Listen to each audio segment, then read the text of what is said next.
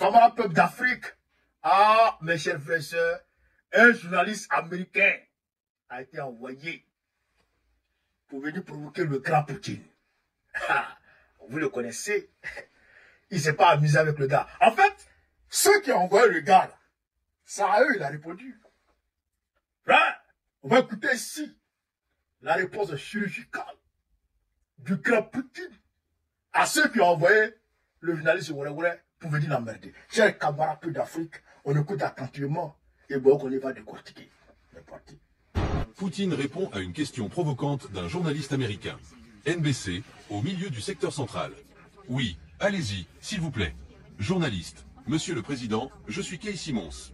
J'ai deux questions, si vous me le permettez. La première concerne le président élu Trump. Monsieur le Président, vous n'avez pas atteint les objectifs de l'opération militaire spéciale. Un grand nombre de Russes ont perdu la vie, y compris un général qui a été visé par une tentative d'assassinat ici, à Moscou, cette semaine. Par ailleurs, le chef syrien que vous souteniez a été destitué. Lorsque vous rencontrerez le président Trump, vous serez un dirigeant affaibli. Comment comptez-vous agir? Que pourriez-vous offrir dans un esprit de compromis? Vous avez dit, nous pourrons proposer, ou je pourrais proposer quelque chose au président élu Trump lorsque nous nous rencontrerons. Poutine, eh bien, tout d'abord, je ne sais pas quand nous nous rencontrerons, car il n'a rien dit à ce sujet. Je ne lui ai pas parlé depuis plus de 4 ans. Je suis prêt pour cela, bien sûr, à tout moment.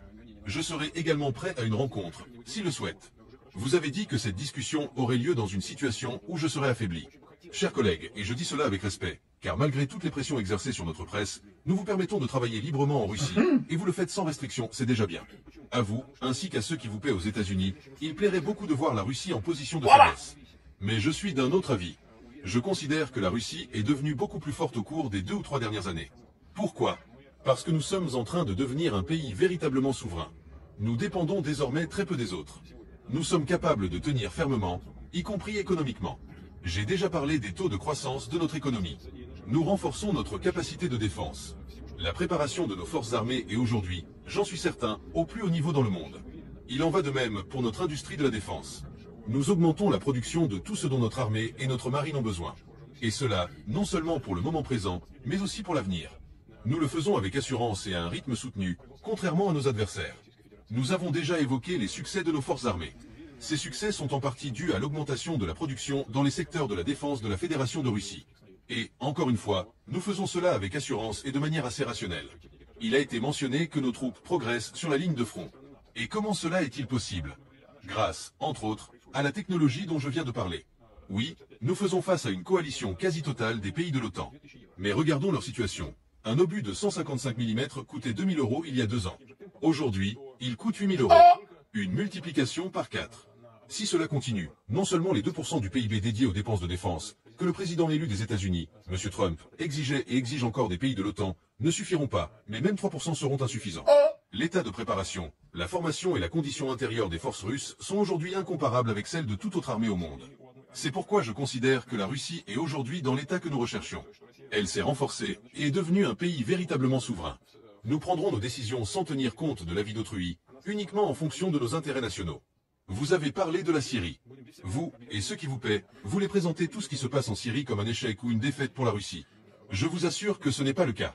Et je vais vous expliquer pourquoi. Nous sommes intervenus en Syrie il y a 10 ans pour éviter qu'un sanctuaire terroriste ne s'y établisse, comme ce que nous avons observé dans d'autres pays, notamment en Afghanistan. Dans l'ensemble, nous avons atteint nos objectifs.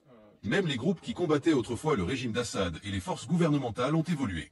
Ce n'est pas un hasard si de nombreux pays européens et les États-Unis cherchent aujourd'hui à établir des relations avec eux, même s'il s'agit d'organisations qualifiées de terroristes. Pourquoi vous en mêlez-vous? Cela signifie qu'ils ont changé, n'est-ce pas? Cela veut donc dire que, dans une certaine mesure, l'objectif a été atteint. Ensuite, nous n'avions pas de troupes en Syrie. Tout simplement, elles n'étaient pas là. Nous avions 2 bases, une base aérienne et une base navale. La composante terrestre était constituée des forces armées syriennes elles-mêmes, et comme tout le monde le sait ici, il n'y a pas de secret, de ce qu'on appelle des groupes armés pro-iraniens. Nous avons même retiré à l'époque nos forces d'opération spéciales. Nous ne combattions pas là-bas. Mais que s'y passait-il? Par exemple, lorsque des groupes de l'opposition armée se sont approchés d'Alep, environ 30 000 personnes défendaient la ville.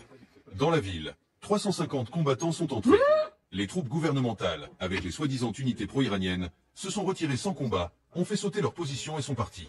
Et cela s'est produit de manière similaire sur presque tout le territoire syrien, à de rares exceptions près, où il y a eu quelques affrontements. Auparavant, Par exemple, nos amis iraniens nous demandaient de les aider à transporter leurs unités à l'intérieur de la Syrie. Maintenant, ils nous demandent de les en retirer. Nous avons évacué 4000 combattants iraniens de la base de Khmeimim vers Téhéran. Une partie des unités dites pro-iraniennes est partie sans combat au Liban, une autre partie en Irak. Cependant, la situation actuelle en République arabe syrienne reste, bien sûr, complexe. Nous espérons sincèrement qu'il y aura la paix et la tranquillité dans cette région. Nous maintenons des relations avec toutes les factions qui contrôlent la situation sur le terrain, ainsi qu'avec tous les pays de la région. La grande majorité d'entre eux nous disent qu'ils seraient intéressés à ce que nos bases militaires en Syrie restent. Je ne sais pas.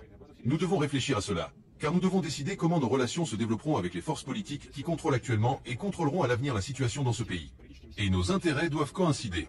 Si nous restons là-bas, nous devons faire quelque chose dans l'intérêt du pays où nous nous trouvons. Quels seront ces intérêts? Que pourrons-nous faire pour eux? C'est une question qui nécessitera des recherches minutieuses des deux côtés. Mais dès maintenant, nous pouvons déjà faire certaines choses, notamment en utilisant ces bases. Par exemple, nous avons proposé à nos partenaires, y compris ceux qui se trouvent en Syrie et dans les pays voisins, d'utiliser la base aérienne de Khmeimim pour l'acheminement de l'aide humanitaire en Syrie. Cette proposition a été bien accueillie et avec la volonté d'organiser ce travail conjointement. Il en va de même pour la base navale de Tartou.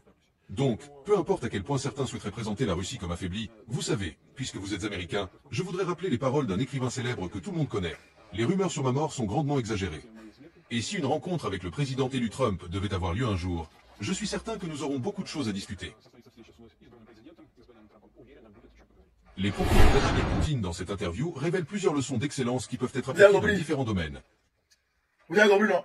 C'est que le journaliste Gourouet est venu présenter la Russie comme un pays affaibli. Il y a un pays qui est faible à cause de la guerre. La Russie n'arrive pas à prendre Kiev. L'opération spéciale n'a pas atteint ses objectifs. La Russie a été chassée.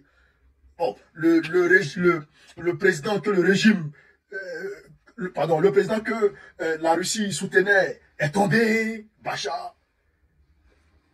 Donc, eux, pour eux, la Russie est faible. Vous avez entendu les réponses de Poutine. Il allait cas par cas. Il n'avait pas pressé, quoi. Il allait étape par étape. Il a pris l'opération spéciale déjà. Il a décortiqué. Et il dit la Russie, aujourd'hui, est devenue un pays souverain. Elle est plus souveraine que jamais. Parce qu'aujourd'hui, elle peut vivre en autarcie. En réalité, aujourd'hui. Et qu'elle n'a plus besoin de personne pour vivre. Grâce à leurs sanctions. Et puis, au niveau des équipements militaires, elle produit beaucoup. Mais de l'autre côté, c'est devenu cher. Les obus qui coûtaient 2000, aujourd'hui c'est 8000. Tellement que c'est devenu rare sur le terrain. Vous comprenez ça? Donc de l'autre côté, en fait, il parle de l'OTAN. Il est en train de faire comprendre aux gars que lui il combat l'OTAN.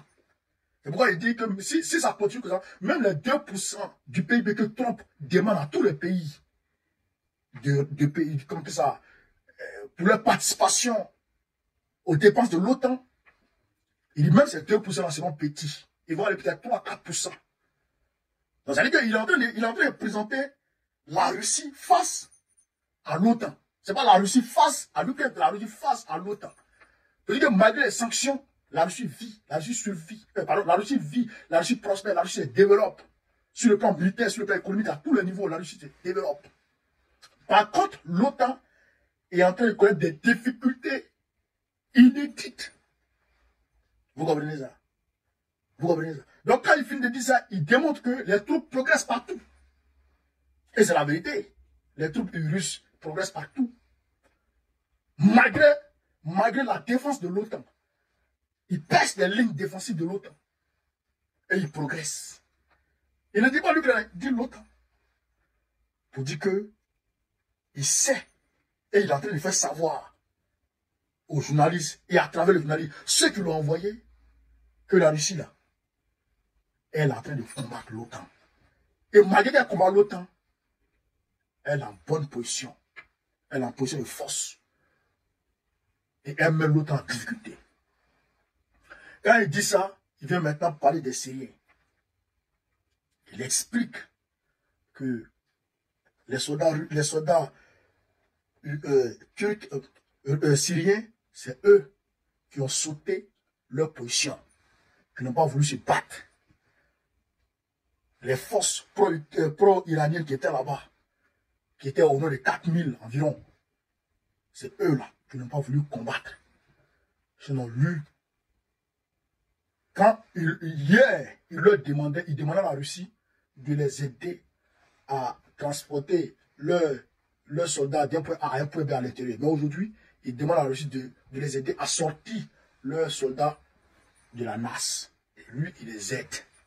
Donc, en fait, il est en train de dire que lui, il propose ses aides. En fait, tu vois, lui propose ses aides. Lui, il ne peut pas combattre pour eux. Lui, ne combat pas pour eux sur le terrain. Lui, il les aide à se déplacer. Il leur apporte, on va dire, un appui logistique. Il leur apporte un appui logistique. Donc, si ils ont envie de combattre là-bas, ce n'est pas lui qui doit le combattre dans la place. Et puis, d'ailleurs, il dit, de notre point de vue, ces objectifs ont été atteints puisqu'il était dans un combat antiterroriste. Antiterroriste. Et aujourd'hui, grâce à Dieu, le gars qu'on présentait comme un terreau, aujourd'hui, les États-Unis eux-mêmes discutent avec lui. Donc ça veut dire qu'il n'est plus terreau. Ouais, il est devenu un dirigeant, on va dire, un dirigeant bien fréquentable, avec qui on peut faire des affaires. Puisque tous les pays sont en train d'aller faire des affaires avec lui. Donc ça veut dire que ce n'est plus un terreau. Donc de ce point de vue-là, eux ils peuvent dire que leur objectif est atteint. Puisque la Syrie n'est plus un foyer, n'est plus un sanctuaire terreau. Ah, il a quelque chose de la tête, hein, le gars là. Il a quelque chose de la tête. C'est un 10. Donc voilà un peu décortiquer en bref cette vidéo. Donc je vous demande de la partager au maximum, de la mettre partout à travers le monde entier. Vive l'Afrique libre, vive le panafricanisme, vive tous les blancs panafricains. Babo, président du prochain.